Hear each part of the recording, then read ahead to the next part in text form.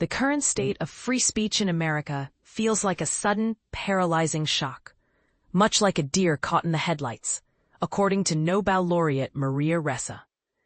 She warns that under the Trump administration, the foundations of U.S. institutions and the freedom of expression have rapidly deteriorated, a reality brought into sharp focus by the recent indefinite suspension of late-night host Jimmy Kimmel.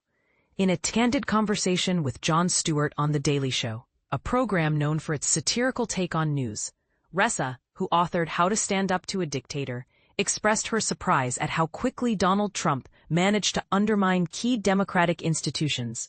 The speed of this collapse was far swifter than she had expected, signaling a dangerous erosion of democratic norms.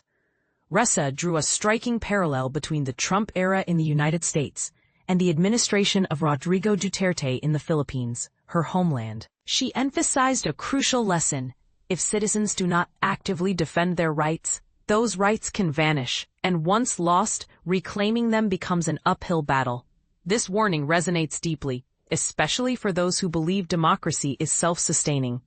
Jon Stewart, who originally left The Daily Show in 2015, made a partial comeback in 2024, hosting the show once a week. His return provided a timely platform for Ressa's urgent message, which came just a day after ABC suspended Jimmy Kimmel's show indefinitely. Kimmel's suspension followed the outspoken remarks about the MAGA movement's reaction to the tragic killing of Charlie Kirk, a move that sparked widespread debate.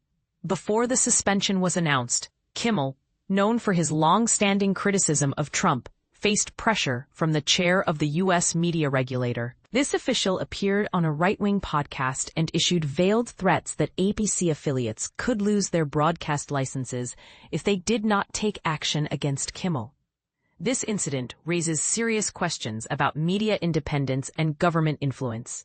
The decision to pull Kimmel off the air indefinitely has ignited calls for a boycott of Disney, ABC's parent company. Critics argue that this move was made to placate the Trump administration, highlighting a chilling effect on free speech and the press. And here's where it gets controversial. On the same day, Trump openly suggested that television networks airing negative coverage of him might face government repercussions, blurring the lines between political power and media freedom. Maria Ressa, who earned the 2021 Nobel Peace Prize for her courageous defense of free expression in the Philippines, explained to Stewart that this troubling trend is not isolated to the U.S.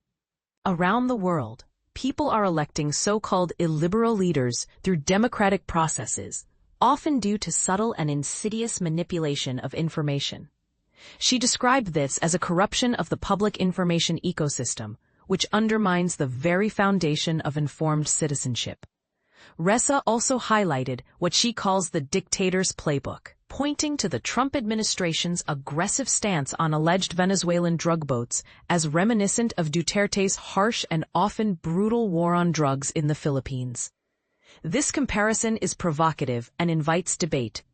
Are these tactics a form of authoritarianism disguised as law enforcement? What does this mean for democratic accountability?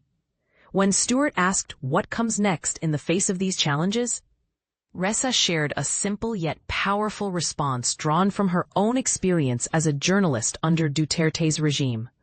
We just kept doing our jobs. We kept putting one foot in front of the other. This steadfast commitment to truth and resilience offers a beacon of hope amid the turmoil. So what do you think? Is America truly at a crossroads where free speech and democratic institutions are under unprecedented threat? Or is this just another chapter in the ongoing struggle for power and control? Share your thoughts and join the conversation, because this is the part most people miss. Democracy requires active participation, not passive observation.